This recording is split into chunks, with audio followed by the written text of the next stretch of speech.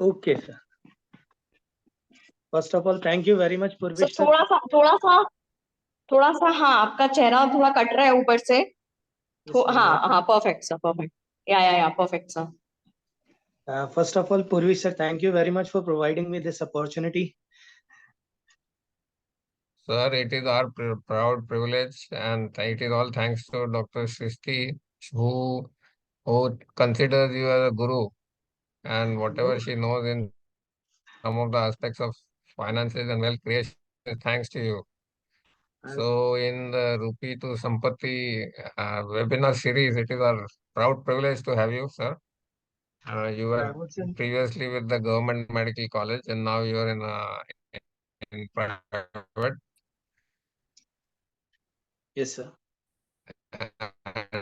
And your extensive years of Rupee to Sampatti number 5, we have Unlocking the Potential of Derivatives, a strategic guide to safely trading for regular income in the stock market. So without wasting much time, sir, can I hand it over to you? Sure, sir. I will start. And I will start, if you allow me, with my brief introduction, if it's possible, or should I directly start? Please, sir. Whatever is. By all means. No. Please introduce. Sir, we would love to hear everything about you. I'm Dr. Himanshu Sharma. I did my graduation from Baroda Medical College, and after that went to SPMC Bikaner, and after that I joined Kota Medical College. But somehow I think चीजें settle नहीं हुई, so I left the government job. और फिर तब से अभी तक Elon Karen institute join करा है, since almost I think running 12th year चल रहा है. I am very happy, job satisfaction and everything. Wonderful. Let's talk about the finance. Finance की बात करें तो 2017 जब से जर्नी शुरू हुई, उसके पहले कुछ रियलाइजेशंस अब जाके होते हैं. लास्ट 1 ईयर में काफी कुछ रियलाइजेशन हुए. कहते हैं कि you must have 1 or 2 friends who generally whenever they meet once or a while they talk about the finances. So UG के टाइम पे we have 1 or 2 good friends like Dheeraj Daga, Dr. Dheeraj Daga. And PG के time पे there was Dr. Rakesh who used to say, but उनमें से थे जिन्हें कभी finance के बारे में ज्यादा ध्यान नहीं था. So till 2018 it was like कि जो भी अर्न करो ठीक है, प्रॉपर्टी वगैरह कर दिया, LIC करवा दिया, things are going like that. 18 आते आते फर्स्ट टाइम थोड़ा सा मार्केट के बारे में सोचा सुना स्टार्ट किया. एज यूजुअल जैसा सब करते हैं कि मार्केट एक इजी है, वी आर सुपरमैन, हम जो चाहेंगे वो कर लेंगे. उसी कहानी के साथ शुरुआत हुआ, लॉस हुआ, कोविड आया. That's bitter truth and reality, I must accept. Covid आया, स्टार्ट हुआ. टचवुड वी ऑल डॉक्टर्स, हम मेहनत से पैसा अर्न करते हैं, बट ईश्वर की कृपा से इतना होता है कि थोड़ा लॉस हो जाए तो we don't go into such sort of a डेब्ट कि हम उससे वापस बाहर ना आ सके. कोविड आया, तब भी मैंने लेसन लर्न नहीं करा. सो वो wave I missed it. But thanks to my one of the batchmate doctor Sujal Modi, and he introduced me to one program that is TMP, Tradvesting Mentorship Program, Dr. Ram sir. And he told me few things. He said कि यार first thing जो finance में चाहिए, that is discipline and psychology. I think you are missing these two things. And somewhere it's like this कि you need to attach with something जहाँ थोड़ा discipline maintain हो पाए और सीख पाए. कि grabbing और उसमें issue नहीं है. So I did learning for 3 months. And since last 1 year, I'm thankful कि I decided to that one framework कि भाई मुझे इसी framework में work करना है. And touchwood, things are going fine. What I learned कि there are lots of shots for everyone. जैसे हम कहें कि क्रिकेट में सचिन तेंदुलकर है, वो एक अलग प्लेयर है, he can play every damn shot. लेकिन what I realized कि मैं एक ही शॉट में अगर अच्छा हूं तो क्यों ना मैं उसकी बार बार प्रैक्टिस करूं. So the thing which I felt comfortable was future derivative section. So since last 1 year अगर मैं देखूं तो मेरे 95% अकाउंट्स की जितनी भी ट्रेड्स हैं वो सारी की सारी फ्यूचर की ही रही हैं. ऑप्शन भी अगर बाय करे तो वो सिर्फ फ्यूचर को हैज करने के लिए, when I was little bit uncertain या थोड़ा रिस्क लगा. And touchwood since December it was 40% return. Currently it is 24% something return in the last 1 year. What I realize कि एक ही मेथड अगर आप उसकी मास्टरी कर लें तो स्टिक टू दैट, क्योंकि अल्टीमेटली पैसा अर्न करना है तो बाकी सारी जगहों पे जाने की जगह जिस चीज में आप कंफर्टेबल हैं और टाइम इश्यूज वगैरह ना फंसे. So that's why I worked on derivatives and derivatives में भी मेनली फ्यूचर और फ्यूचर की जो 2-3 मेथड्स हैं जिन पे मैं वर्क करता हूँ, सो उनके बारे में. बाकी हाँ, पढ़ना और ये सारी चीजें, तो trying to have a little bit of knowledge here and there, but ये कि मैक्सिमम सारी चीजें फ्यूचर से रिलेटेड है. So we can start with, ma'am please can we go to the first slide.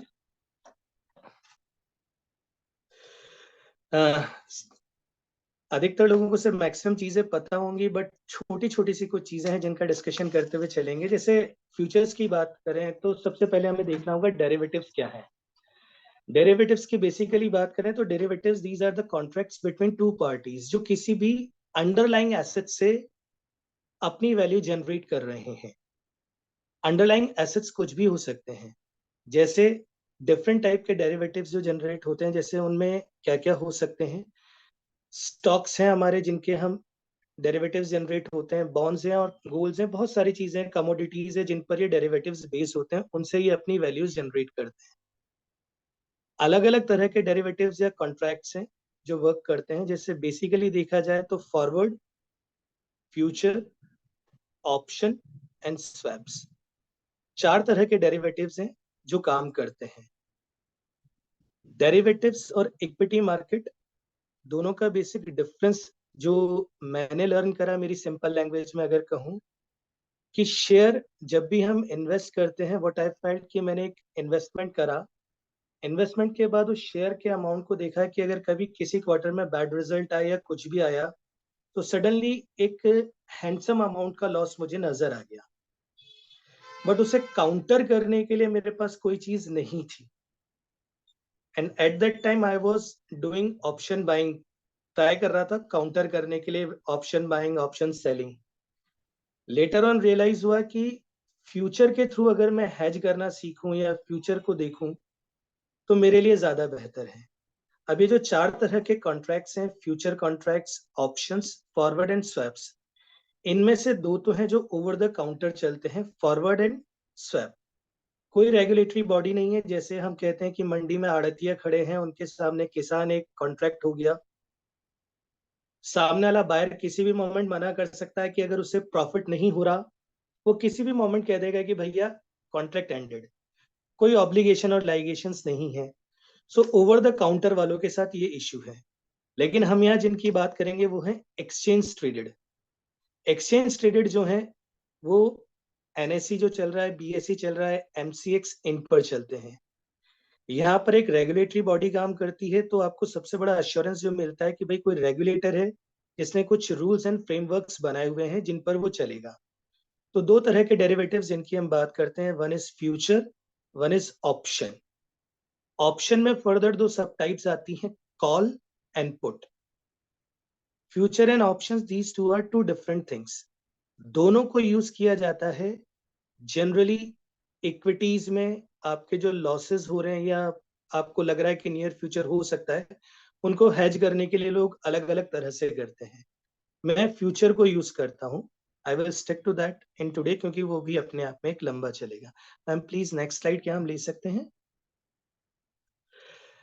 एक सिंपल शॉर्ट में अगर देखा जाए, जो ओवर द काउंटर हैं उनका एक डिसेंट्रलाइज नेचर है, उन पे कोई रेगुलेशन नहीं था फॉरवर्ड एंड स्वैप्स पे, जबकि यहाँ पर रेगुलेशन है सेबी का, और सेबी ने एक लॉट साइज फिक्स करी हुई है जिस लॉट साइज पर ये काम करेंगे. और अगर हम देखें तो डेरिवेटिव्स में एक ह्यूज अमाउंट ऑफ मनी चलता है, लेकिन सेबी ने ये रियलाइज करा कि काउंटर पार्टी रिस्क बहुत ज्यादा है. ओटीसी वगैरह में तो एक रेगुलेशन चाहिए. काउंटर पार्टी रिस्क यही है कि कोई भी एक पार्टी मना कर दे, क्योंकि कॉल एंड पुट या किसी की भी बात करें, if we are selling something तो सामने वाला होगा जो उसे बाय कर रहा है. तो एक सेलर है, एक बायर है, दोनों के ऑब्लिगेशंस फिक्स होने चाहिए, तब जाके काम बन पाएगा. तो इसी चीज का रेगुलेशन जो है वो सेबी के थ्रू होता है. So that's why future I feel much more comfortable with them. कई लोगों ने वायदा कारोबार उन सबकी भी सलाह दी थी। हम में से कई सारे लोग उनको भी ट्राई करते हैं, हो जाता है, बट आई फेल्ट कि मेरे लिए ये ज्यादा बेहतर रहेगा जहां कोई रेगुलेटरी बॉडी है, धीरे धीरे ये लर्न करा। Ma'am, can we move to the next slide please? Before starting to future, हमें कुछ चीजें समझनी होगी, क्योंकि जब भी हम चीज शुरू करते हैं हमें ये लगता है कि अगर मेरी कुछ ट्रेड सही चली गई, खास करके जैसे जब मैंने ऑप्शन बाय करा और कुछ टाइम में मैंने देखा कि मेरी ट्रेड सही जा रही है, आई फेल्ट, वो एक डायलॉग है ना कि अपुनेज भगवान है, कि जो ट्रेड लगाएंगे वो सारी की सारी सही जा रही, तो हम वहां पर कहीं ना कहीं मिस्टेक्स कर लेते हैं। Then later on I realise कि प्लेयर्स के लेवल कई सारे हैं। जैसे हम रिटेलर्स हैं, रिटेलर्स के ऊपर कई सारे फंड हाउसेस हैं, बड़े बड़े एयूएम्स हैं, हैज फंड्स हैं, यानी इकोनॉमी को अगर देखा जाए तो रेगुलेशन बहुत बड़े लेवल पर हो रहा है। तो यही कहानी स्टॉक्स एंड बाकी जितने भी गोल्ड हो गया, कमोडिटीज हो गई, करेंसीज हो गई, सबके साथ है। आज के टाइम पर अगर if I am correct, currencies का डेली का मार्केट देखा जाए तो $3 ट्रिलियन के आसपास है, ऑलमोस्ट इंडियन इकोनॉमी के बराबर। जो डेली मार्केट जिसको हम देखा जाए इतना बड़ा, तो अगर कहीं इतना सारा अमाउंट ऑफ मनी आ रहा है तो ऑब्वियस सी बात है कि वहाँ बहुत बड़े प्लेयर्स भी होंगे। तो ठीक ऐसे ही इक्विटी और फ्यूचर्स, उनके लिए भी जो है बड़े प्लेयर्स आते हैं और वो क्रिएट करते हैं हेज फंड। कि इसे समझना जरूरी क्यों है, why we need to understand the hedge fund. अगर हम ये समझेंगे तो हमें समझ में आएगा कि how big players play with the market, वो मार्केट से कैसे प्ले करते हैं, और वो प्ले करते हुए जो हमारी सोच है उससे एक्स्ट्रा कैसे चलते हैं। हम किसी टेक्निकल एनालिसिस पे पहुंच रहे हैं, हमें कोई न्यूज मिल रही है, लेकिन ये सारी न्यूज उन लोगों के पास काफी पहले से होती है। कैसे? How these funds are created, hedge funds. जो सुपर रिच, अल्ट्रा रिच लोग हैं, वो एक जगह अपना पैसा पुल करते हैं और वहां पर पुल करके कुछ प्रोफेशनल्स को रखते हैं। ये जो फंड क्रिएट होता है उसे कहते हैं हेज फंड। हेज फंड की अगर मैं फंक्शनिंग की बात करूं कि हेज फंड फंक्शन कैसे करेगा, तो हेज फंड जब ये बड़े अमाउंट क्रिएट हो जाते हैं, दे डिसाइड कि किस कंट्री में किस कंपनी पे इन्हें कब इन्वेस्ट करना है। सपोज इंडिया की बात ले लें और इस ईयर की बात ले लें, तो पहले वो दो चीजें देखेंगे कि इस कंट्री में पॉलिटिकल इवेंट्स क्या चल रहे हैं और फाइनेंशियल इवेंट्स क्या चल रहे हैं। पॉलिटिकल इवेंट्स की बात करें तो अभी मार्केट में जो है वॉलेटिलिटीज और ये सब कुछ बहुत ज्यादा आएंगी क्योंकि इलेक्शन चल रहा है। ठीक, फिर बजट आएगा, so they have a good option कि भाई अभी हम यहाँ पर काफी ज्यादा पैसा कमा सकते हैं। So they target certain country, certain places, certain companies. जब एक कंपनी की तरफ आते हैं तो कंपनी के अंदर इन्हें देखना होता है कि भाई हम कंपनी में क्या क्या कर सकते हैं। तो क्या करते हैं, ये सबसे पहले ये देखना शुरू करते हैं कि उस कंपनी के अंदर जब भी किसी कंपनी को इनको टारगेट करना है कि तो ये डीएलसीयू देखते हैं, जैसे हम कहते हैं ना मेडिकल लैंग्वेज में कि डीएलसी की डिफेंसिव बैरियर्स, उस वहां की गवर्नमेंट ने उस कंपनी के लिए कुछ लगा रखे या नहीं लगा रखे। यानी इन्हें एक मोनोपोली कंपनी सेलेक्ट करनी होती है जिसमें ये अपना पैसा इन्वेस्ट करेंगे और उस कंपनी के शेयर्स की वैल्यूज जो है हाई जाएंगी। But the problem with that कि अगर कई सारी कंपनीज और उस फील्ड में आएंगी, इन्हें कंपटीशन मिलेगा, काफी सारी चीजें होंगी। तो जब बिग प्लेयर्स किसी भी कंपनी को सेलेक्ट करते हैं तो क्या क्या देखते हैं, मेडिकल टर्म्स में कहें तो DLC you, D for defensive barriers, कि उस फील्ड्स में नई कंपनीज के आने के लिए गवर्नमेंट ने कितने सारे क्राइटेरियाज लगा रखे हैं, रेगुलेशंस लगा रखे हैं, ताकि जिस कंपनी को ये सेलेक्ट कर रहे हैं उसके पास कितना चांस है। They always have a vision for at least 3 to 5 years, many times long term vision के साथ चलेंगे। ये देखेंगे कि कॉम्पिटिटिव एडवांटेजेस है या नहीं, जैसे आईटीसी हो गया, पिडिलाइट्स हो गए, कई केबल कंपनीज हो गई, गवर्नमेंट सेक्टर्स में पीएसयू के कुछ बैंक्स हो गए, कि इनकी मोनोपोली है और कितनी चल रही है। और कई बार जो हम देखते हैं कि एक लॉन्ग साइकिल्स इकोनॉमी का जब हम पढ़ते हैं तो हम ये देखते हैं कि भाई एक सर्टेन टाइम आया जब लोगों ने एक अच्छे स्टॉक को छोड़ दिया और वो स्टॉक वहां पर कंसोलिडेट हो रहा है। अंडर वैल्यू गुड स्टॉक्स, ये उन्हें सेलेक्ट करते हैं अपने अमाउंट को इन्फ्यूज करने के लिए, कि भाई उन चीजों को ये सेलेक्ट करते हैं।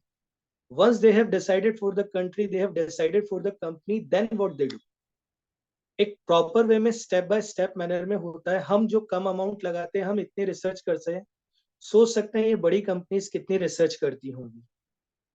व्हाट दे डू कि उस कंपनी की फाइनेंशियल एनालिसिस पूरा चेक करते हैं, सारे प्रॉफिट्स देखे जाते हैं, प्रॉफिट्स रियल हैं या नहीं, अगर प्रॉफिट्स हो रहे हैं तो प्रॉफिट्स के बाद टैक्स चुकाया गया या नहीं चुकाया गया, टैक्स डिफॉल्टर्स तो नहीं है, शेल कंपनीज के थ्रू कैमरन आइलैंड्स या दूसरी जगह से कुछ ऑपरेशंस तो नहीं है, प्रमोटर्स ने कितने शेयर होल्डिंग 75% से ज्यादा कितनी अपने पास रख रखी है इनडायरेक्ट वे में, सारी चीजें एक एक करके चेक करते हैं। फिर वन ऑन वन मीटिंग होती है मैनेजमेंट्स के साथ, इंडस्ट्रीज परफॉर्मेंस एनालिसिस करा जाता है कि क्या चीजें जा सकती हैं, और वॉल्यूम्स देखा जा सकता है कि कितनी ग्रोथ के ये सारे चांसेस हैं।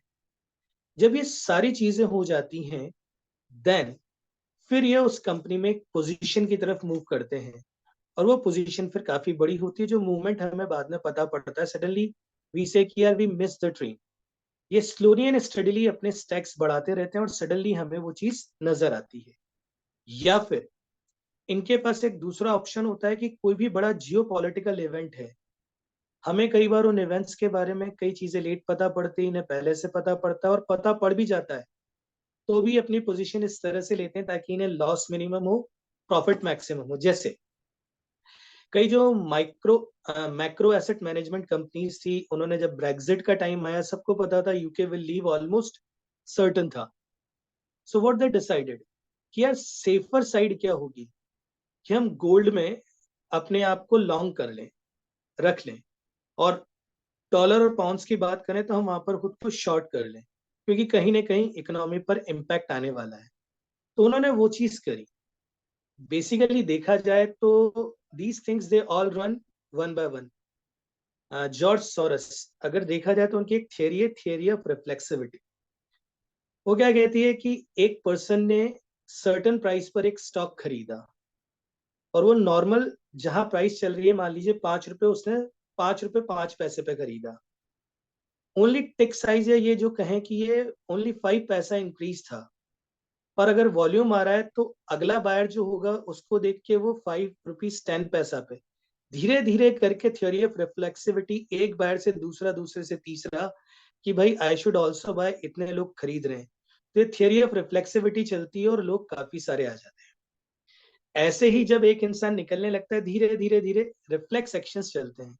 सो ये सारे चीजें, इन सबको रिसर्च करके चलते हैं ये लोग। हम लोग अगर कभी ये सोचें कि इतने बड़े हैज फंड्स हैं, फिर तो ये हमेशा बड़े बड़े टारगेट रखते होंगे, इनके परसेंटेज रिटर्न्स बहुत हाई होंगे, बिल्कुल नहीं। बहुत सिंपल सी चीज है। हैज फंड्स जैसे सपोज बुल रन जो अभी इंडिया में करंटली चल रहा है, क्या करेगा कि ड्यूरिंग दिस बुल रन कई सारी पैनीज हैं जो छूटती जा रही हैं, तो has funds will work like a vacuum. Every single पैनी जो होगी उसको वो कलेक्ट करता चल रहा है। उनका टारगेट है कि जो इंडेक्स है उसके रिटर्न को बीट करना। ये एक बहुत इंपॉर्टेंट लाइन है। That's what I learn through my experience. यार किसी भी तरह से मैं इंडेक्स का जो रिटर्न है उसे बीट कर सकूं, 12-13% के ऊपर जा सकूं, और उसे कंसिस्टेंटली 8 to 10 ईयर मेंटेन कर पाऊं किसी भी मेथड से, सो कंपाउंडिंग विल बी इनॉर्मस। उसका कहीं कोई मुकाबला नहीं हो सकता कंपाउंडिंग का फिर। So that's what I am trying. अब आती है चीज की, क्या ये हेज फंड्स कभी भी लॉस में नहीं रहते? रहते हैं। एज पॉइंट करके जो हेज फंड था, जो ऑलमोस्ट 20 बिलियन यूएस डॉलर को होल्ड कर रहा था, मैनेज कर रहा था, उन्होंने अलीबाबा में काफी स्टॉक किया था। जनरली अलोकेशन ऐसा होता है कि किसी भी एक जगह पर बड़ा अमाउंट नहीं होता, पर उन्होंने अलीबाबा में कर दिया, और अलीबाबा चाइनीज गवर्नमेंट के साथ पंगा लिया, एंड रातों रात, हाँ, हमें सबको पता है कि क्या हुआ। So that's how these things done. कई सारे हैज फंड्स या इनके कहें हम फ्रॉड्स भी पकड़ में आते हैं, तो वहां पर भी ये नुकसान में रहते हैं। नाउ द थिंग इज, क्या कोई इंडियन भी है जिसने हैज फंड्स क्रिएट करे और बड़े? तो उनमें देखा जाए तो कार्तिक शर्मा का नाम है, जिसने ऑलमोस्ट 10 बिलियन यूएस डॉलर का हैज फंड अभी वो मैनेज कर रहे हैं, आईआईटी मद्रास से ग्रेजुएटेड। खुद की net worth, if I am correct, around 3 billion US dollar है recent. And why I said that mother of all economy is USA, क्योंकि देखा जाए तो टॉप 10 हेज फंड्स में से 9 आर फ्रॉम यूएसए, और जो एयू हैं उनमें टॉप 10 में से वर्ड्स के 7 are from USA. And next slide, please. One more thing is there. When we talk about the things, हाँ, फ्यूचर पे जाने से पहले मैं दो चीजें क्यों बता रहा हूँ, इसलिए कि हमें ट्रैप कहाँ किया जाता है और हमें चीजों का पता नहीं होता। एक और कंसेप्ट वर्क करता है स्मार्ट मनी का, कि break of structure and change of character. जब हम बात करते हैं कि कहीं भी टेक्निकल एनालिसिस हम कर रहे हैं, तो जब ट्रैप किया जाता है तो ट्रैप कैसे करते हैं, स्मार्ट मनी कैसे काम करती है। बहुत सिंपल सी चीज, एक simple example, nothing against LIC और एनीथिंग, कि सपोज LIC को कह दिया जाए कि भाई आपको 5000 करोड़ रुपीस के इन्वेस्टमेंट करने हैं और बाय करना है कुछ भी। एंड सपोज LIC डिसाइड कि मुझे ITC में एक इन्वेस्टमेंट करना है हैंडसम अमाउंट, बट ITC के साथ देखा जाए तो लोगों का ट्रस्ट बहुत अच्छा है, बहुत अच्छा रिटर्न दिया है लास्ट 1 एंड 2 ईयर में भी देखा जाए तो लोग ITC को इतनी जल्दी सेल आउट नहीं करेंगे।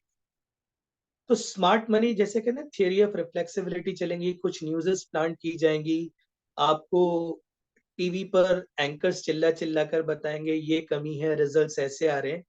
सो एक बार को सेलिंग स्टार्ट करवाई जाए, आपको फॉल्स फॉल्स ब्रेकआउट्स दिखाए जाएंगे, रेजिस्टेंस और सपोर्ट जोन्स जो है वो ब्रेक होते हुए दिखाए जाएंगे, आपके स्टॉप लॉसेस हिट करवाए जाएंगे, ताकि आपको ये लगे कि यार अब मैं इससे ज्यादा बियर नहीं कर सकता एंड मुझे छोड़ देना चाहिए। तो जैसे ही मार्केट में सेलर क्रिएट होंगे, मार्केट में लिक्विडिटी आ जाएगी, और उस लिक्विडिटी के आते ही ये जो स्मार्ट मनी है ये वर्क करेगी और अपना अमाउंट ले लेगी जितना इन्हें मार्केट में चाहिए वो। सपोज इन्हें कुछ ऑफलोड करना है, तो आप तक और हम तक न्यूज पहुंचती है काफी लेट। उसके पहले ये ऑफलोड किस तरह से करना है, मान लीजिए कोई सर्टन है कि एक रिजल्ट बहुत अच्छा आने वाला है, तो हम देखते हैं कि उसके पहले प्राइस इन हो चुका होता है वो शेयर। जैसे रिसेंटली देखें तो बजाज फिनसर्व अभी 5-6% रन करा आज ही, रिलायंस रन करा, SBI रन कर रहा है जो प्रीवियस रिजल्ट्स के बेसिस पर। तो कई बार रिजल्ट्स के पहले ही ये प्राइस इन हो जाता है और स्टॉक अपने ऑल टाइम हाई की तरफ मूव कर रहा होता है। तो उस टाइम पर फियर ऑफ मिसिंग आउट की वजह से काफी सारे लोग एकदम से लेने के लिए भागते हैं, एंड दे नो कि इन फ्यूचर नेक्स्ट क्वार्टर या आने वाला रिजल्ट में कहीं ना कहीं कुछ कमी है, जो बैलेंस शीट पहली नजर में अच्छी लगेगी पर उसमें कहीं कमियां होंगी। So once they will see कि लिक्विडिटी आ गई है, लोग आ गए हैं और हमने ये हाइक क्रिएट कर दिया है, they will move out of it. So that's how the smart money traps you, कि आपके टेक्निकल एनालिसिस चार्ट जो है उन पे फॉल्स ब्रेकआउट और उन पे वो करते हैं। Why I am telling this, क्योंकि ऐसा नहीं कि फ्यूचर एक केक वॉक होगा। अगर आप फ्यूचर को हैज करने जा रहे हैं तो कभी कभी आप ट्रैप हो सकते हैं, तब आपको रिस्क मैनेजमेंट करना आना चाहिए। हम नेक्स्ट स्लाइड ले सकते हैं प्लीज।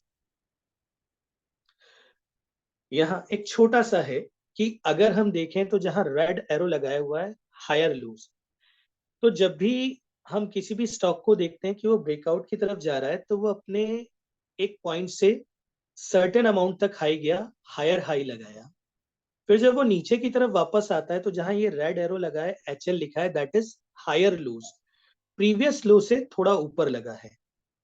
लेकिन ये जो रिट्रेसमेंट है इस हायर पॉइंट से 38% से ज्यादा, जो फिबोनाची रिट्रेसमेंट अपन कहते हैं वो है।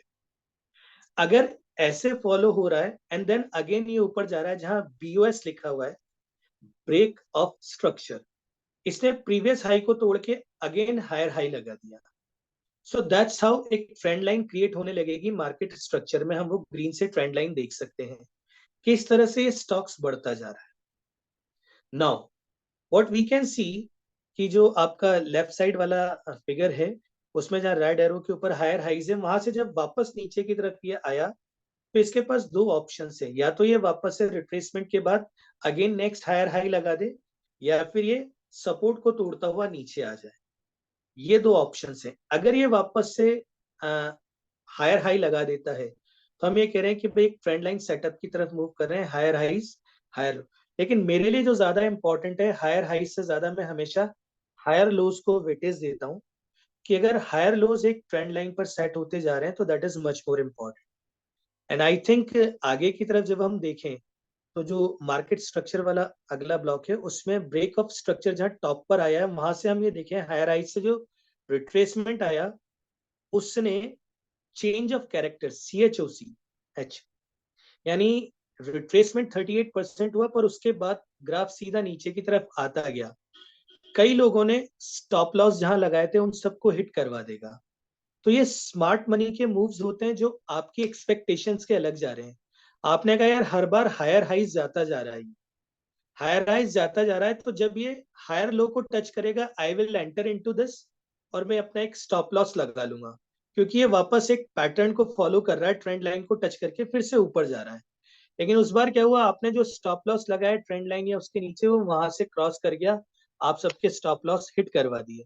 तो स्मार्ट मनी का काम है लिक्विडिटी क्रिएट करना, आप सबके स्टॉप लॉसेस को हिट करवा देना। बेसिकली उनका काम है ऑफलोडिंग कर देना या कुछ बाय करना है तो वो कर ले।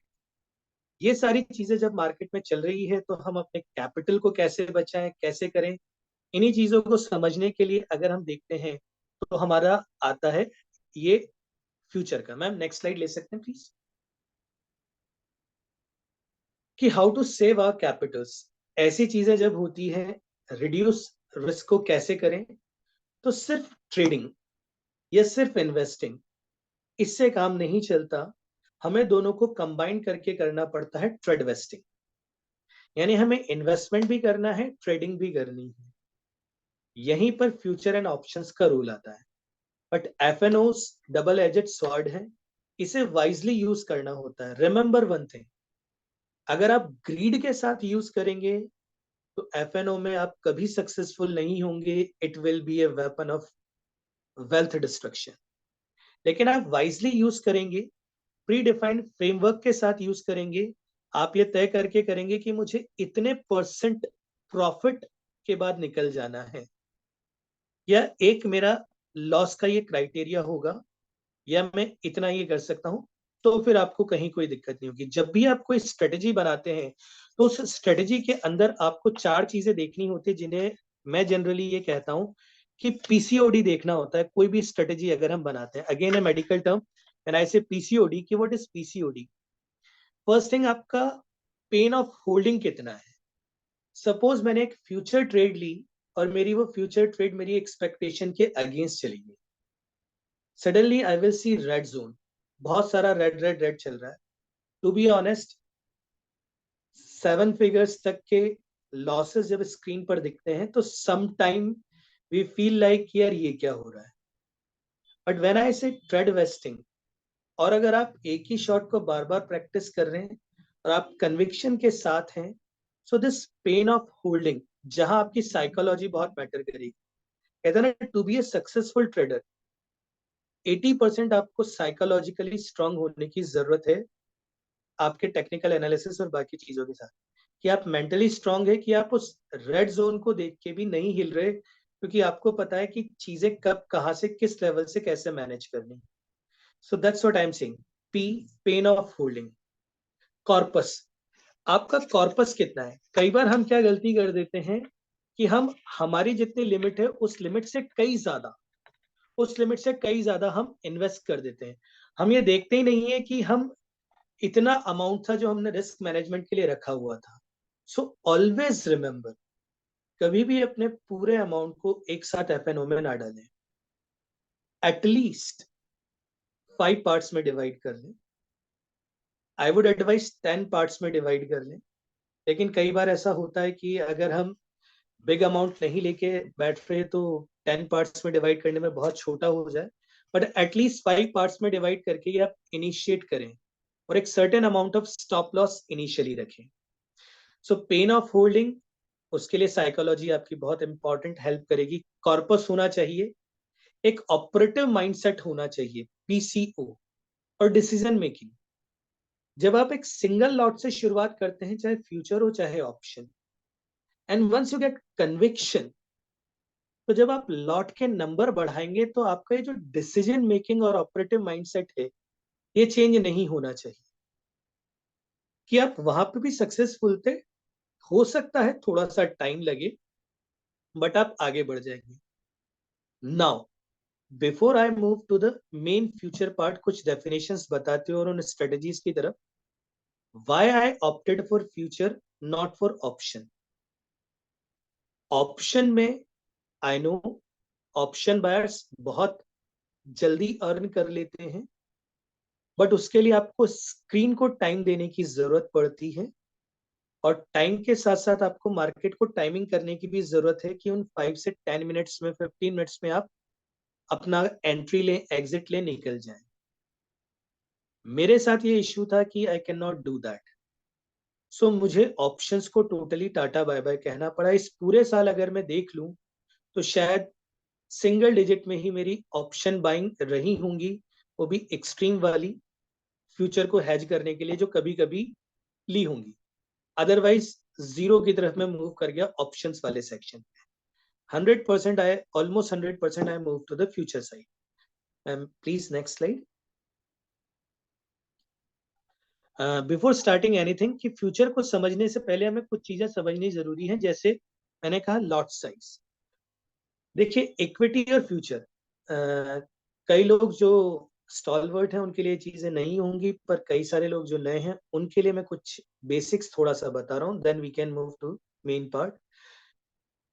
सेबी ने कुछ रूल्स एंड रेगुलेशंस बनाए, आप किसी भी शेयर को सिंगल बाय कर सकते हैं। सपोज मैं रिलायंस का एक सिंगल शेयर भी लेना चाहूं तो मैं ले सकता हूं, and from today onwards I will be the part of Reliance industry. ITC का भी सिंगल शेयर ले सकता हूं, ऐसे में किसी का भी सिंगल शेयर ले सकता हूं। बट जब बात डेरिवेटिव्स की आती है तो डेरिवेटिव्स हमेशा लॉट में लिए जाते हैं, और उस लॉट का डिसीजन जो है सेबी के थ्रू होता है। अब बात आती है कि अगर लॉट है तो सभी के लॉट साइजेस डिफरेंट क्यों हैं। जैसे रिलायंस हमने कहा 200, कोटक बैंक हमने कहा 400 का लॉट साइज, हमने कहा HDFC बैंक 550 का लॉट साइज, बजाज फिनसर्व 500 का लॉट साइज, निफ्टी 50 का लॉट साइज, बैंक निफ्टी 15 का लॉट साइज। तो आखिर ये लॉट साइज जो है ये अलग अलग क्यों है, इसे समझ लेते हैं। सेबी 2015 में बेसिकली एक कंसेप्ट लेके आया था। सेबी ने कहा कि जो भी असेट चल रहा है उस असेट की जो प्राइस है, और उस असेट में एक्स नंबर दे दिया जाए लॉट साइज के लिए, कि 200 होंगे, 300 होंगे, 400 होंगे, इन दोनों का मल्टीप्लीकेशन 5 लाख रुपीस के ऊपर क्रॉस करेगा। जैसे सपोज रिलायंस है, रिलायंस का शेयर आज की तारीख में 3000 रुपीज मान लेते हैं, 2900 प्लस समथिंग 3000 रुपीज पे चल रहा है, और 250 शेयर का रिलायंस का एक लॉट बनता है। तो अगर मैं उस 250 को 3000 से मल्टीप्लाई करूं तो अप्रोक्सीमेटली जहां मैं जाऊंगा 7.5 लाख के आसपास में पहुंच गया, 7.5 लाख की पहुंचा। तो इसका मतलब एक अमाउंट बना कि 7.5 लाख रुपीस का ये लॉट मिलेगा आपको। अब जैसे ही मैंने कहा एकदम से सवाल आएगा कि सर सिंगल शेयर 3000 रुपीस का है और लॉट 7.5 लाख रुपीस का, इतना अमाउंट क्यों इन्वेस्ट करें। फ्यूचर में कभी भी आपको पूरे लॉट का अमाउंट एक साथ नहीं देना होता, आपको हमेशा एक इनिशियल मार्जिन देना होता है। देशी भाषा में कहें तो प्लॉट का पूरा पैसा नहीं देना, शाही देनी है। एडवांस अमाउंट जो है, उस एडवांस अमाउंट को ही हम यहाँ पर कहते हैं इनिशियल मार्जिन। बहुत सिंपल एग्जांपल जिसकी मैं बात कर रहा हूं, जैसे रिलायंस, जब ये around if I am correct 2700 के आसपास था ऑल टाइम हाई, फिर ये 2600 तक पहुंचा था लगभग, तो रिलायंस का शेयर एक अकाउंट पे लिए थे मैंने। मुझे ये पता था कि भाई रिलायंस कहीं ना कहीं नीचे जा सकता है, जितने एनालिसिस और वो सब कुछ हुए थे, जैसे हम बच्चों के दूसरे अकाउंट्स कहते हैं, but I need to hedge. तो उस अकाउंट में हैजिंग क्या करा कि भाई जो फ्यूचर लॉट था रिलायंस का उसे सेल करा। अब सेल करने के लिए देखा जाए कि क्या हमें पूरा अमाउंट देना है, नहीं, इनिशियल मार्जिन जो कि उस पूरे 7.5 लाख, जो आज की रेट में अगर डेट में मैं देखूं तो उसका अप्रोक्सीमेटली 18 to 20% बैठता है, वो देना होता है। इनिशियल मार्जिन के दो पार्ट्स हैं, एक स्पैन मार्जिन, एक एक्सपोजर मार्जिन, दोनों को मिला के हम कहते हैं इनिशियल मार्जिन। तो वो लोग जिनके पास मान लीजिए रिलायंस के शेयर इकट्ठे हैं और रिलायंस अभी ऑल टाइम हाई पर चल रहा है, एंड करंटली जो निफ्टी का पीई चल रहा है दैट इज अराउंड 23 समथिंग, 22.9 और 23 समथिंग जो पी रेशियो चल रहा है, तो हम ये मान के चल रहे हैं कि ओवर वैल्यूड निफ्टी चल रहा है, क्रैश होने के चांसेस हैं। तो रिलायंस के शेयर की प्राइस अगर फ्यूचर में डाउन आती है तो मुझे अपने उस लॉस को कवर करने के लिए क्या करना है, तो मैं रिलायंस के एक फ्यूचर को सेल कर सकता हूं। तो रिलायंस का जो मैं फ्यूचर सेल करूंगा, उसको सेल करने के लिए मुझे करंटली 7.5 लाख रुपीस देने की नीड नहीं है। मैं 18 से 20% जो भी इनिशियल मार्जिन है वो दे सकता हूं। हम नेक्स्ट स्लाइड करेंगे।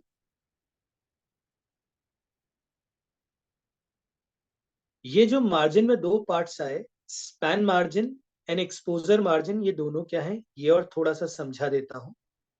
स्पैन मार्जिन जिसे हम कहते हैं standard portfolio analysis of risk margin, और एक्सपोजर मार्जिन ये क्या है कि कोई भी स्टॉक है जैसे रिलायंस है, वो कभी कभी सडन वॉलेटिलिटी दिखाता है और काफी ज्यादा मूवमेंट आ जाती है। जैसे रिलायंस में देखें तो 29 जनवरी को ऑलमोस्ट 7% अपसाइड मूव रिलायंस में आया। अभी कल परसों भी ऑलमोस्ट 3-4% अपसाइड मूव था। ये सडन मूव्स है। ये जो सडन मूव्स होंगे, इन सडन मूव से भी एक कुशनिंग चाहता है कि कल को ऐसा ना हो कि I have bought a future और I have sold a future. लेकिन जितना मूवमेंट सडन रिलायंस के शेयर में आया, मैं उतना पेमेंट ही ना कर पाऊं, तो सेबी ने उसके लिए एक स्पैन मार्जिन ब्लॉक कर दिया कि जब मैंने कहा कि भाई मुझे रिलायंस के 250 शेयर का एक फ्यूचर लॉट लेना है, अब मैं उस फ्यूचर लॉट को बाय भी कर सकता हूं और सेल भी कर सकता हूं। दो चीजें हैं। तो मुझसे एक 15% के समथिंग का स्पैन मार्जिन ले लिया गया, और वो इसलिए लिया गया कि कोई भी एडवर्स इफेक्ट अगर आता है तो वो चीज कवर अप हो जाए। कि सर एडवर्स इफेक्ट से क्या मतलब है, समझिए। रिलायंस का शेयर अगर उसकी मार्केट वैल्यू 1 रुपीज कम होती है, तो ठीक उसके लीनियर कोरिलेशन में रिलायंस के फ्यूचर की वैल्यू भी 1 रुपीज कम होगी। अगर आज रिलायंस के शेयर का रेट 3000 रुपीज चल रहा है, मार्च एंड है, तो अप्रैल का जो फ्यूचर होगा, क्योंकि एक मंथ का आपका ये टाइम है जिसमें आप फ्यूचर को अगर बाय कर रहे हैं तो फिर सेल कर सकते हैं, और अगर सेल कर रहे हैं तो फिर बाय कर सकते हैं। तो इसके लिए आपसे एक प्रीमियम अमाउंट एक्स्ट्रा 10-15 रुपीज या 40 रुपीज, जनरली रिलायंस में 20 से 40 रुपीज का प्रीमियम होता है। तो आपको अप्रैल का फ्यूचर 3040 रुपीज या 20 रुपीज के आसपास बीच में कुछ भी अमाउंट पर मिल जाएगा। उसका 15% आपको देना है, that is a span margin. अब ये अमाउंट आपके अकाउंट से ब्लॉक हो गया। उसके अलावा अगर आपने उसको होल्ड करा है तो एक एक्सपोजर मार्जिन और वो लेते हैं डेली वॉलेटिलिटी के हिसाब से। नाउ रिमेंबर वन थिंग, अलग अलग स्टॉक्स के लिए स्पैन मार्जिन और एक्सपोजर मार्जिन का टोटल अलग होता है। जैसे अडानी, वॉलेटिलिटी बहुत ज्यादा थी तो वहां स्पैन मार्जिन का अमाउंट इससे ज्यादा था। पूरे लास्ट 6 मंथ्स और 1 ईयर के अंदर जितना वेरिएशन या वॉलेटिलिटी स्टॉक में दिखती है, उसके अकॉर्डिंग ही सेबी स्पैन मार्जिन को डिसाइड करती है। रिलायंस में देखेंगे तो अप्रोक्सीमेटली 1,27,000 के अराउंड आप अमाउंट देंगे तो आपको एक लॉट रिलायंस का अलॉट हो सकता है फ्यूचर का। अगर आप एसबीआई में देखेंगे तो अप्रोक्सीमेटली एसबीआई का 1500 का लॉट है, आपको ऑलमोस्ट 1,95,000 रुपीज देने पड़ेंगे।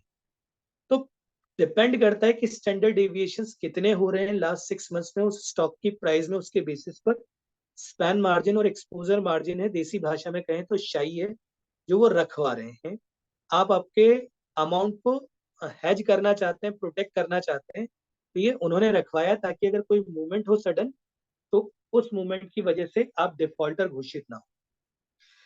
सपोज आप फ्यूचर को कैरी करते हैं लास्ट डे तक एक्सपायरी की। फ्यूचर एंड ऑप्शंस, ऑप्शंस में वीकली एक्सपायरी भी होती है और मंथली एक्सपायरी भी होती है। फ्यूचर में मंथली एक्सपायरी होती है, that's why I prefer future. Monthly expiry है और जो प्रीमियम अमाउंट देना है वो उतना ज्यादा नहीं है लॉट के हिसाब से। नौ, आप एक्सपायरी पर चाहें तो शेयर पूरा लॉट बाय कर सकते हैं अगर आपके अकाउंट में पैसा है, आप लॉस में चल रहे हैं, आप सेटलमेंट, फिजिकल सेटलमेंट की तरफ भी मूव कर सकते हैं, वो एक अलग कहानी जिसकी बात अलग से करेंगे। ठीक है ma'am, can we move to the next slide? Yes, जब हम फ्यूचर की बात करेंगे तो फ्यूचर में हमें डे टू डे बेसिस पर हमारे अकाउंट में सेटलमेंट होते हुए दिखेंगे। अगर आप कोई भी इंसान फ्यूचर से ट्राई करना चाहते हैं, एक सिंगल लॉट से ट्राई करें। जैसे सपोज एक शेयर था जिसका 22 मार्च को जो प्राइस था 1500 रुपीज था, जिस पर हमने अप्रैल का फ्यूचर बाय करा, 22 मार्च को नेक्स्ट मंथ का फ्यूचर बाय करा। उस दिन उसकी क्लोजिंग प्राइस अगर 1520 रहती है और उसका लॉट 500 शेयर्स का है, एक शेयर जिसका 500 शेयर का लॉट हमने लिया है 1500 रुपीज के हिसाब से, हमने एक सर्टेन अमाउंट पे करा और उस दिन के एंड पर उस शेयर की प्राइस बढ़ के 1500 से 1520 हो गई, तो पर शेयर 20 रुपीज का प्रॉफिट हमें हुआ और उस दिन का प्रॉफिट 10,000 रुपीज है, जो मार्क टू मार्केट कहलाएगा। और आपके अकाउंट में रात को 8 o'clock के बाद जनरली सेटलमेंट होता है और अगले दिन मॉर्निंग 7:30 के आसपास ऑलमोस्ट हर ब्रोकर जो है वो आपके अकाउंट में उस चीज को रिफ्लेक्ट कर देता है। ये फ्यूचर की खासियत। ना फ्यूचर का सबसे बड़ा एडवांटेज जो है वो यही है कि शेयर के प्राइस में जितने चेंज होंगे ऑलमोस्ट फ्यूचर के प्राइसेस में भी लगभग लगभग उतने ही चेंजेस होते हैं। लीनियर रिलेशनशिप के साथ लगभग लगभग चलता है। आगे मैथमेटिकल इक्वेशंस अभी हम उस पर नहीं जा रहे। 26 मार्च को ये 1520 से बढ़ के 1540 हो जाता है, तो नेक्स्ट डे अगेन आपके में 10,000 रुपीज फिर आपको सेटलमेंट में मार्क टू मार्केट में अकाउंट में दिखेंगे। सपोज 27 मार्च को जब मार्केट खुला और उस दिन आपका अगर ये 10 रुपीज डाउन आया, तो फिर सेटलमेंट में आपके अकाउंट से 5,000 रुपीज कट जाएंगे। तो ये जो एक्सपोजर मार्जिन और ये जो स्पैन मार्जिन ब्लॉक किए गए वो इसीलिए किए गए हैं कि अगर कभी आपके लिए गए ट्रेड के ऑपोजिट मार्केट मूव करता है तो वो अमाउंट एडजस्टमेंट हो सके। और मान लीजिए 28 मार्च को आपने ट्रेड क्लोज करी 1550 पर, तो आपके स्टॉक ने जो टोटल मूवमेंट करा 1500 से 1550 तक, वो टोटल मूवमेंट के हिसाब से आपको 25,000 का प्रॉफिट हो रहा है। This is mark to market. Daily आपका जो सेटलमेंट होगा वो दिखाया गया है। हम एक और स्लाइड मूव कर लें नेक्स्ट। यहाँ पर हमने उसी के बारे में बात करी है, बेसिकली उसी चीज को समझाया कि सिंबल जैसे हमने कहा बजाज फिनसर्व है, ट्रेड का टाइप लॉन्ग लिया। मान लीजिए मार्च 22 को डेट थी जब हमने 1500 शेयर्स लिए, जिस दिन बेचा 28 मार्च, प्राइस मान ली 1550, लॉट साइज 500, तो अल्टीमेटली जब नेट प्रॉफिट निकाला तो 25,000 आया। That's how the future work. Ma'am next slide पर आ सकते हैं please. Last definition before we move to the main strategy part, leverage. Basically future हो, ऑप्शन हो, इंसान जो सबसे बड़ी मिस्टेक करता है वो अपने कॉर्पस के साथ उसको नहीं समझता, दूसरा वो लेवरेज की तरफ मूव कर जाता है। एक चीज हमेशा याद रखें, being an doctor, risk management is the first thing which we all must know. Leverage physics वाला लेवल, थोड़ी सी मेहनत करी ज्यादा आउटपुट आए, तो हम वही चाहते हैं कि हम अमाउंट कम लगाएं पर हमें ज्यादा से ज्यादा प्रॉफिट मिले। कि सर क्यों नहीं मैं एक लॉट की जगह 10 फ्यूचर के लॉट ले लूं। रिलायंस, आपने कहा 1,25,000 रुपीज का एक सिंगल लॉट आ रहा है और I have a 15 lakh rupees, मैं 10 लॉट ले लेता हूँ 12,50,000 रुपीज, मेरा प्रॉफिट 10 टाइम्स जाएगा। जस्ट इमेजिन 1% भी डाउन आएगा तो आपको कितना लॉस भी होगा वो भी देखना है। जैसे एक सिंपल एग्जांपल है कि एक ऐसा स्टॉक जिसका लॉट साइज 500 है, उसकी करंट मार्केट प्राइस 1600 है, कॉन्ट्रैक्ट वैल्यू बन रही है 8 लाख रुपीस की। अगर आप इतने ही शेयर खरीदते हैं तो आपको 8 लाख रुपीस पे करने हैं अपने ब्रोकर, टैक्सेस एक्स्ट्रा। मान लीजिए किसी वजह से प्राइस 25% रिड्यूस हुई, 1200 पर आ गई, तो 25% का लॉस हुआ 2 लाख रुपीस का लॉस। अगर आपका कैपिटल 8 लाख रुपीस ही था, आपने कोई लिवरेज नहीं ली थी, एक तरह से लिवरेज की वैल्यू 1 टाइम लिवरेज, तो आपको शेयर में 25% लॉस हुआ, तो लिवरेज की वजह से भी आपके कैपिटल में 25% लॉस दिख रहा है। सेकेंड एग्जाम्पल यही, 500 का लॉट साइज है, प्राइस वही 1600, पर इस बार आपका खुद का कैपिटल 4 लाख रुपीस है और आप 8 लाख रुपीस का सौदा करने जा रहे हैं। That means leverage is 2x time. Now just imagine, share में वही 25% का रिडक्शन हुआ, 1600 से 1200 पर आया, पर आपके खुद के कैपिटल में 4 लाख से 2 लाख पर आ गया, 50% का लॉस हो गया, आपका अकाउंट वाइप आउट हो गया। ऊपर देखिए, कैपिटल आपका 8 लाख था, 6 लाख पर आया, आपने टोटल मनी का 25% इन्वेस्ट करा था, एक तरह से आपका 25% लॉस हुआ। यहाँ आपका 4 लाख से 2 लाख कि सर लॉस तो 2 लाख ही हो रहा है ना, नहीं, लेवरेज ने आपके वेल्थ का कितना परसेंट वाइप आउट कर दिया, आप वो देखिए। आप परसेंटेज में मेजर करेंगे तो आपको अच्छे से समझ में आएगा। मैम नेक्स्ट स्लाइड लेंगे प्लीज। 3 अलग अलग लोग दिखाए हैं। पहला वो पर्सन जिसने 1 टाइम लेवरेज लिया है, दूसरा वो जिसने 10 टाइम लेवरेज लिया है, और तीसरा जिसने 100 टाइम लेवरेज लिया है। अगर असेट की प्राइस चेंज 1% होती है, तो जिसने 1 टाइम लेवरेज लिया है उसको 1% का प्रॉफिट नजर आएगा, जिसने 10 टाइम लेवरेज लिया है उसको 10% का प्रॉफिट नजर आएगा, और जिसने 100 टाइम लेवरेज लिया उसको 100% का प्रॉफिट नजर आएगा। ल्यूक्रेटिव लगता है, लेकिन जरा नेगेटिव साइड देखिए, अगर 1% का लॉस होता है तो आपका सारा का सारा अमाउंट, 100% लेवरेज है तो वाइप आउट हो जाएगा। व्हाट आई लर्न, बहुत छोटा कैरियर है फाइनेंस में, 2018 से शुरू करा, 22 आते आते काफी लॉस हुआ। लास्ट 1 ईयर सारा लॉस रिकवर हुआ। First thing I realise, leverage राजा को रंक बना सकता है, कभी भी आपको अपसाइड मतलब पूरा 180 डिग्री टर्न कर देगा। लेवरेज उतना ही लें जितना आप हैंडल कर सके, 1 टाइम 2 टाइम मैक्सिमम, ज्यादा लेवरेज की तरफ ना जाए। खास करके अगर आप देख रहे हैं, जैसे इंडेक्स की बात करें कि निफ्टी अभी पी वैल्यू अगर 25 क्रॉस कर जाती है तो ओवर वैल्यूड है। ऐसे टाइम पर हमें निफ्टी में लेवरेज ज्यादा नहीं लेना है, कम कर देना है। अगर निफ्टी की पी वैल्यू लेस देन 15 है तो अंडर वैल्यूड है, ऐसे टाइम पर हम लेवरेज बढ़ा सकते हैं। कि निफ्टी की बात मैंने क्यों करी, बहुत सिंपल सी चीज समझाता हूं कि अगर कोई भी पर्सन पहली बार फ्यूचर्स को शुरू कर रहा है या इनिशियली कर रहा है, तो मैं एक सिंपल रिक्वेस्ट करूंगा जो मैंने खुद ने 3 मंथ्स तक स्ट्रिक्टली फॉलो करा, कि 3 मंथ्स तक फ्यूचर इंडेक्स में करिए। इंडेक्स एक ऐसी चीज है जो किसी भी कंट्री की इकोनॉमी को एक तरह से कहें तो डायरेक्टली रिफ्लेक्ट कर रहा है। टॉप 50 कंपनीज का जो निफ्टी 50 चल रहा है, तो बहुत ज्यादा उसे मूव नहीं किया जा सकता। 10% 20% हो गया तो बहुत बड़ा करेक्शन है, 30% चला गया तो मार्केट क्रैश है। पर कंपनीज में ये सारी चीजें होती हैं। रिलायंस खुद 2800 से 2218 तक चली गई थी, ऑलमोस्ट 30% डाउन, करेक्शन 15-18% समथिंग ही था। तो इंडेक्स में पहले 3 महीने अपने वेपन को शार्प करिए, तब आप आगे इसमें मूव करिए। याद रखिए, index is one of the safest for doing the future. Ma'am please next slide.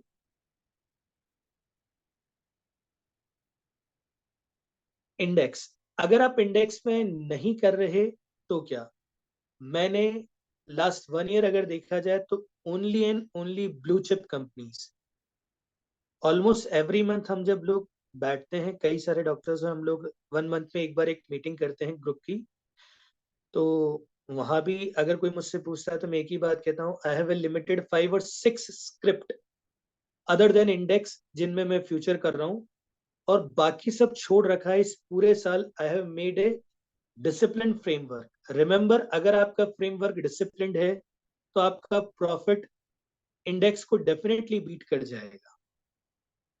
Approximately 185 stocks हैं एफएनओ के लिए, बट मैंने अगर चुने तो मैंने ब्लू चिप्स चुने, जैसे रिलायंस है, HDFC bank, Kotak bank, SBI, TCS, Infy, ITC, कि अगर ये मूव कर गए तो इंडेक्स बहुत ज्यादा है। सो पहली प्रेफरेंस आज ही मेरी इंडेक्स है। उसके बाद अगर मुझे कुछ करना है तो जब भी रिजल्ट्स या कोई पर्टिकुलर मूवमेंट दिखता है तो इन्हीं स्टॉक्स के अंदर मैं फ्यूचर करता हूं, otherwise I avoid. Why? Remember one thing, हमारा अल्टीमेट गोल क्या है? एडवेंचर करना या पैसा कमाना?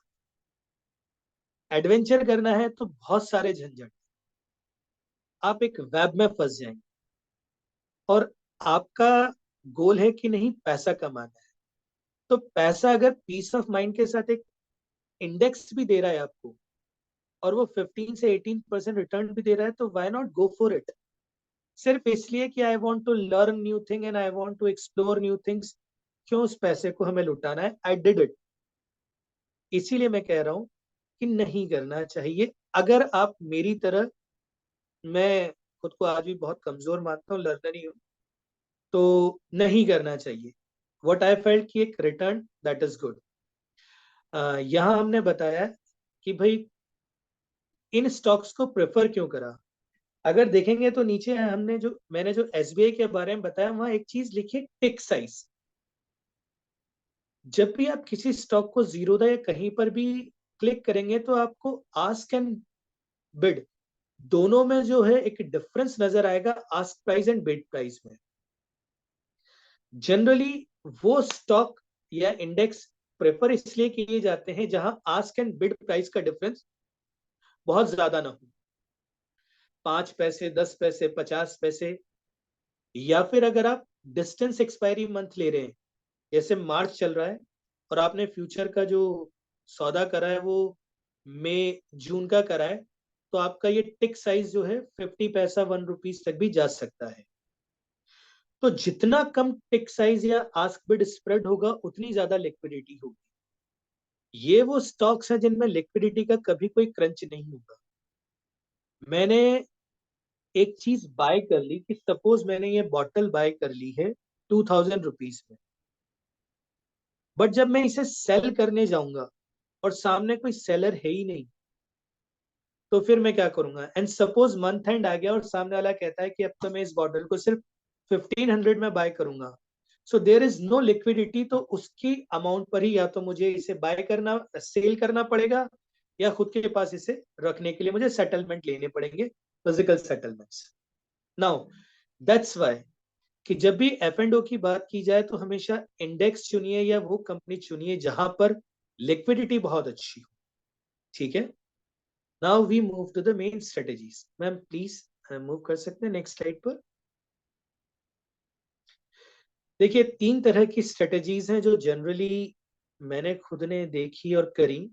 उनमें से पहली वाली जो है वो मेरे लिए सबसे बेहतर रही, जिसे मैं समझा रहा हूं कि अगर मैं किसी भी एक पर्टिकुलर स्टॉक में एंट्री ले रहा हूं, सपोज जैसे मैं कोटक बैंक में एंट्री ले रहा हूं और मैं बुलिश हूं कोटक बैंक को लेकर के। अब कोटक बैंक आज की अपनी पर्टिकुलर प्राइस से ऊपर जाएगा तो उसे कुछ रेजिस्टेंस फील होंगे, जिसे हम कह सकते हैं R1, R2, R3। और अगर कोटक बैंक अपनी पर्टिकुलर प्राइस से नीचे जाएगा तो कुछ सपोर्ट जोन फील होंगे कि उसके नीचे उसे जाने नहीं दिया जाएगा। तो हमने कहा रेजिस्टेंस अपसाइड में है, सपोर्ट लो साइड में है। मेरे पास एक कैपिटल है, मैंने उस शेयर का जब प्राइस 2000 रुपीज था तो उसका एक लॉट बाय कर लिया है, और ये लॉट मार्च चल रहा है, मई मंथ का बाय करा है। I have a 60 days limit इस स्टॉक के लिए।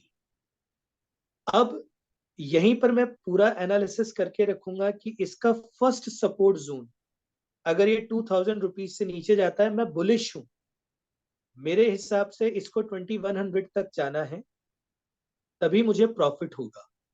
लेकिन अगर ये फ्यूचर जो मैंने आज खरीदा है, मैं सिर्फ फ्यूचर की बात कर रहा हूं, अभी स्टॉक के साथ नहीं ला रहा, पहले मेथड में, अगर ये फ्यूचर घटता है और स्टॉक की प्राइसेस कम हो रही हैं तो फ्यूचर की प्राइसेस कम होंगी। वो अपने फर्स्ट सपोर्ट जोन 1920 पर पहुंचा। मैं अब एक और लॉट बाय करूंगा, पेन ऑफ होल्डिंग। मैंने अपने कॉर्पस को एक साथ नहीं लगाया है, एक सिंगल लॉट बाय करा है। I am waiting for this 80 point move कि अगर इतना नीचे तक आएगा तो जब ये अपने सपोर्ट जोन पर जा रहा है जहां से रिवर्सल के चांसेस हैं, फिर मैं सेकंड लॉट ऐड करूंगा। सपोज ये और नीचे गया, उसको भी ब्रेक कर दिया, थर्ड लॉट अगले सपोर्ट जोन पर पहुंच गया S2 पर 1880 पर। मैंने अपना कैपिटल पूरा डिप्लॉय नहीं करा है, मैं एक और लॉट बाय करूंगा। ठीक है, हमें अनलिमिटेड लॉट बाय करने कभी भी नहीं। अच्छे स्टॉक्स, ब्लू चिप स्टॉक्स या इंडेक्स ज्यादा से ज्यादा 15 दिन, 30 दिन, 45 डेज, 60 डेज, उसके बाद they will again come into momentum. ये मोमेंटम में आ ही जाते हैं क्योंकि मैं उन 185 स्टॉक्स की बात नहीं कर रहा, मैं 2 इंडेक्स की बात कर रहा हूं और लिमिटेड 5 या 6 कंपनीज की बात कर रहा हूं। वो अपने उन सपोर्ट जोन से वापस बाउंस बैक करेंगी ही करेंगी। स्टिल आई नो कि मैं कितने लॉसेस तक बेयर कर सकता हूं। पेन ऑफ होल्डिंग मेरी क्या है, मेरा कॉर्पस क्या है। ऐसी भी सिचुएशन आई है, कई सारे बड़े बड़े प्लेयर जो जिन्हें मैं जानता हूं, जिन्होंने निफ्टी के 50-50 लॉट्स तक होल्ड करे हैं और 1000 पॉइंट्स मूवमेंट पे भी इतने लॉसेस तक, पर वो काफी रिकवरी भी हुई, बहुत अच्छे रिटर्न्स भी आए।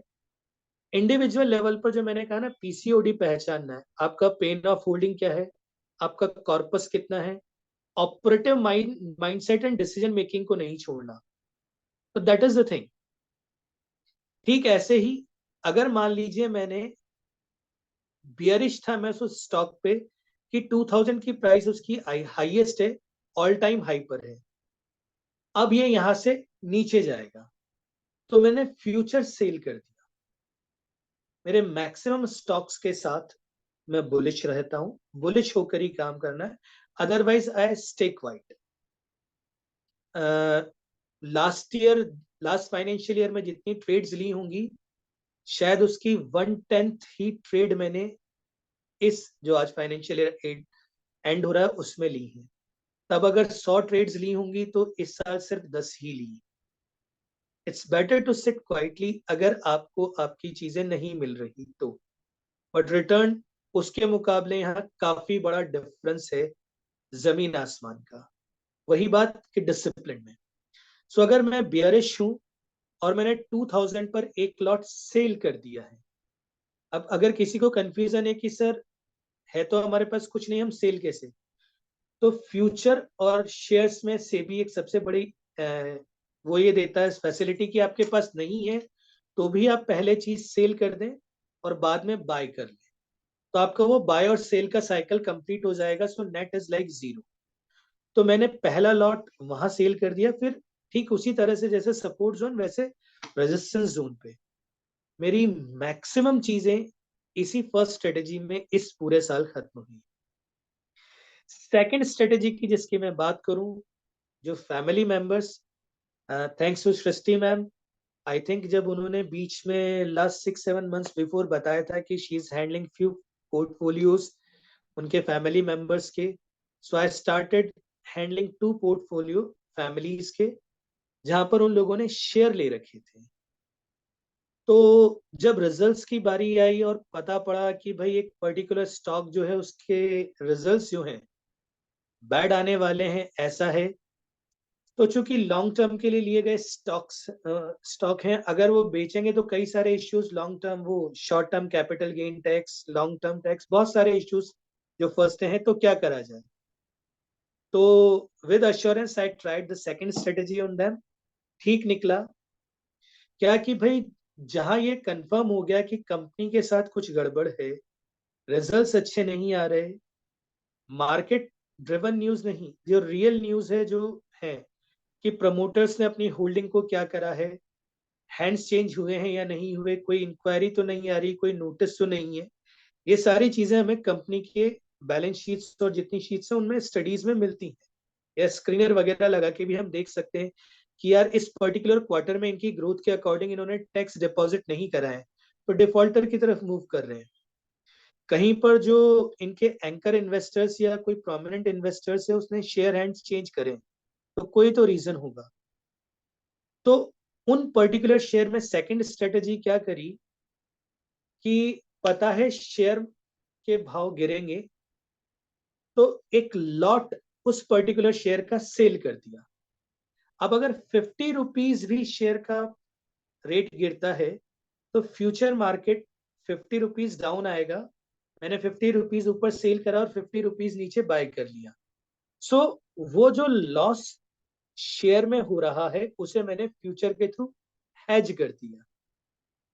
ये सेकंड सेफ स्ट्रेटेजी मुझे लगी, खास करके तब अगर आप सिर्फ स्टॉक्स में इन्वेस्ट करते हैं एंड पीसफुल है, लेकिन आपको ये डर है कि यार ये कंपनी अगर कभी धोखा दे गई तो क्या करें, और खास करके अगर रिजल्ट्स को लेके आप काफी वरीड हैं तो उस टाइम पर आप इसको कर सकते हैं। या आपको लगता है कोई बड़ा जियो पॉलिटिकल इवेंट आने वाला है, जैसे कोई वॉर क्राइसिस हो रहा है या कुछ रिजल्ट्स डिक्लेयर में कोई वो है इश्यूज या कुछ, तो आप अपने पोर्टफोलियो को एक पर्टिकुलर स्टॉक पे इस तरह से कर सकते हैं।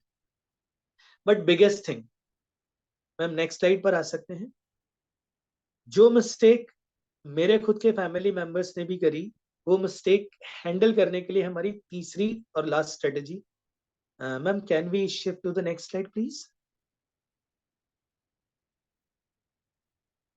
Thank you ma'am. कि उनके पोर्टफोलियो में देखा जाए तो जो ब्लू चिप स्टॉक्स हैं वो नहीं, कई सारे स्टॉक्स भरे पड़े थे। ऐसा एक पोर्टफोलियो जब आया था तो बड़ा वो लगा। देन जो टीएमपी पे सिखाया था वो यूज करा।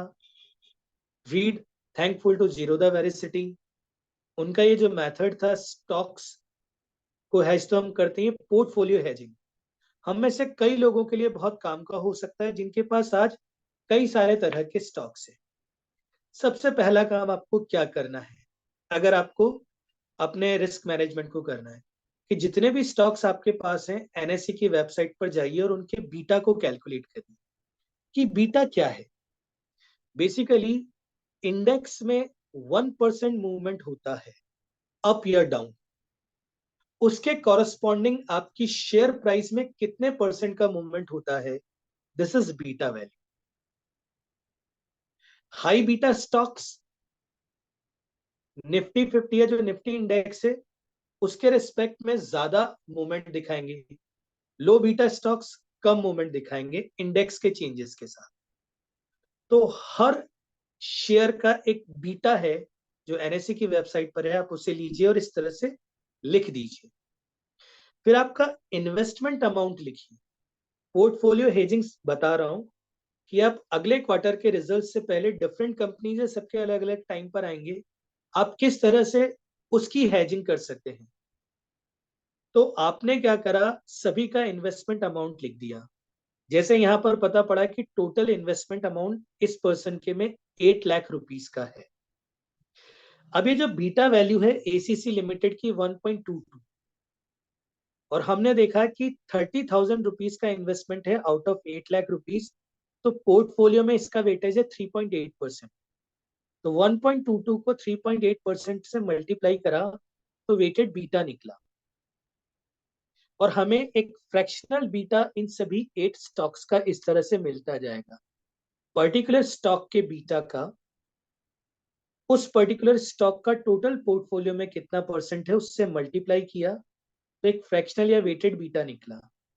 उन सभी को टोटल करा तो हमें पूरे पोर्टफोलियो का बीटा मिलेगा। आप में से कई लोग जो फ्यूचर के थ्रू हैज करना चाहते हैं, जिनके पोर्टफोलियो के साथ इश्यू है कि यार कई बुरे स्टॉक्स भी फंसे हुए हैं, उनसे बाहर कैसे निकला जाए, क्योंकि जो ट्रैप हुए हैं वो बहुत मुश्किल हो जाते हैं वहां मैनेज के लिए कि कोई ऐसा पोर्टफोलियो है या अकाउंट है वहां के लिए।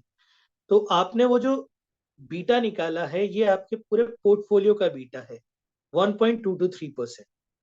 Okay, now let's move to the next slide. Ma'am बताता हूं कि इस बीटा को कैसे यूज करना है। अब मुझे पता है कि मैंने 8 लाख रुपीस का इन्वेस्टमेंट करा है और मेरे इस अकाउंट का जो बीटा है वो 1.223 है। मैं 1.223 जो एग्जैक्ट बीटा पूरे अकाउंट का क्यूमुलेटिव है उसे इस 8 लाख रुपीस से मल्टीप्लाई करता हूं तो मेरे पास एक हेज वैल्यू निकल के आ रही है 9,78,400 रुपीस। इसका मतलब अगर मुझे मेरे अकाउंट को हेज करना है तो मुझे मिनिमम इतना अमाउंट चाहिए इसे प्रोटेक्ट करने के लिए, इस कैपिटल को किसी भी एडवर्स रिजल्ट या मूवमेंट से बचाने के लिए। तो मैं कैसे करूं?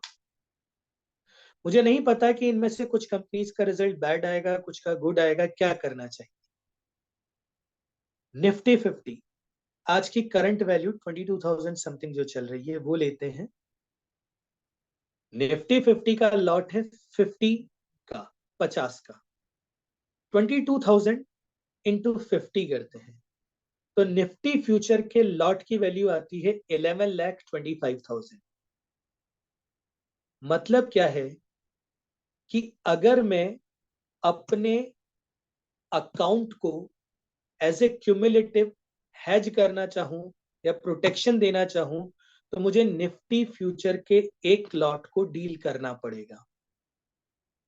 हैज वैल्यू आपकी जितनी आएगी उसी के हिसाब से आप इंडेक्स का फ्यूचर बाय सेल जो भी करना चाहते हैं वो करेंगे। मान लीजिए अगर यहाँ पर ये जो वैल्यू है अकाउंट की ये 8 लाख रुपीस ना होकर के 40 लाख रुपीस होती 40, तो यहां पर भी हम देखते हैं कि 9,78,000 की जगह ये 45 लाख रुपीस की हैज वैल्यू आ जाती। यानी तब मुझे निफ्टी फ्यूचर के 5 लॉट को डील करना पड़ता अपने पोर्टफोलियो को हैज करने के लिए। तो पोर्टफोलियो हैजिंग खास करके उन लोगों के लिए बहुत इंपॉर्टेंट है जिनके इन्वेस्टमेंट ऑलरेडी हो चुके हैं और कई जगह पर ट्रैप्ड है। तो क्या करना है, हैज वैल्यू निकालिए और आपका ये जो निफ्टी फ्यूचर का, अब मुझे समझ आ गया कि मेरा सिंगल लॉट से काम हो सकता है। अब क्या मुझे 11,25,000 रुपए देने? नहीं। आज के टाइम पर निफ्टी का मैं अप्रैल का फ्यूचर लेता हूं, मुझे लग रहा है कि मार्केट क्रैश करने वाला है और मेरे स्टॉक्स डाउन जाएंगे और मुझे लॉस होने वाला है। तो मैं निफ्टी का अप्रैल का फ्यूचर एक लॉट सेल कर रहा हूं। अप्रोक्सीमेटली उसका जो सेल आउट अमाउंट होगा निफ्टी में थोड़ा कम है, वो 1,30,000 या समथिंग जो भी अमाउंट बैठता है उतने में मैंने एक लॉट सेल कर दिया निफ्टी का। मार्केट में क्रैश आता है, इधर 8 लाख रुपीस से घट के मेरा अमाउंट मान लीजिए 7,50,000 रह जाता है, हर स्टॉक में अलग अलग। और उसी ड्यूरेशन पर निफ्टी में 500 पॉइंट का क्रैश भी है। 50 का लॉट है, 500 पॉइंट का क्रैश भी है, तो 50 इंटू 500 25,000 रुपीज का मुझे प्रॉफिट नजर आ रहा है। मैंने 500 पॉइंट डिप होने के बाद निफ्टी फ्यूचर जो सेल करा था 22,000 पर, उसे 21,500 पर बाय कर लिया। 1,30,000 पर सेल करा, 1,05,000 समथिंग पर वो बाय हो गया। तो जो मुझे 50,000 का लॉस हुआ उसमें से 25,000 की रिकवरी ऑलमोस्ट मैंने इसके थ्रू कर ली। सो जो पोर्टफोलियो हेजिंग है that is one of the very good thing, specially for those people जो ऑलरेडी इन्वेस्टेड है। मेरी तरह अगर आप टोटल फ्री करना है तो वो कर सकते हैं। That is the important thing. किसी भी स्ट्रेटेजी को बनाने से पहले मैं फिर से कहूंगा अपनी पीसीओडी को जरूर ध्यान रखें। पेन ऑफ होल्डिंग क्या है, आपका कॉर्पस कितना है, ऑपरेटिव माइंडसेट क्या है, और डिसीजन मेकिंग मोस्ट इंपॉर्टेंट है।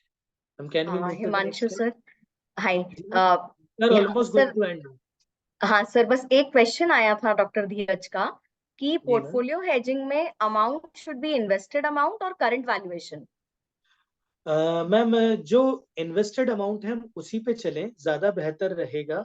जैसे अच्छा वो प्रॉफिट की बात कर रहे हैं ना, आई हाँ, एम वो नॉट पूछ सेइंग। रहे हैं कि मान लीजिए अपन ने 5 लाख इन्वेस्ट किया हुआ है और वो अभी तो एप्रिशिएटेड है लेट्स से टू 8 लाख, तो हम इन्वेस्टेड अमाउंट 60%। को हेज करेंगे कि अभी जो करंट वैल्यूएशन है? आई थिंक मैम करंट अगर वैल्यूएशन है ना।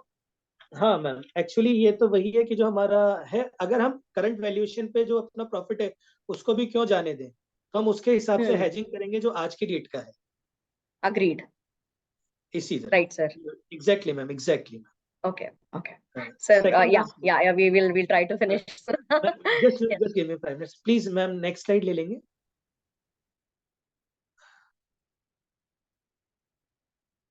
लास्ट थिंग कि साइकोलॉजी इज वेरी इंपॉर्टेंट। जब भी आप किसी भी चीज को शुरू कर रहे हैं, first analyse it, think about it, और अपने इमोशंस को चेक करिए कि लॉस के बाद आप कितने फियर पर जाएंगे या नहीं जाएंगे।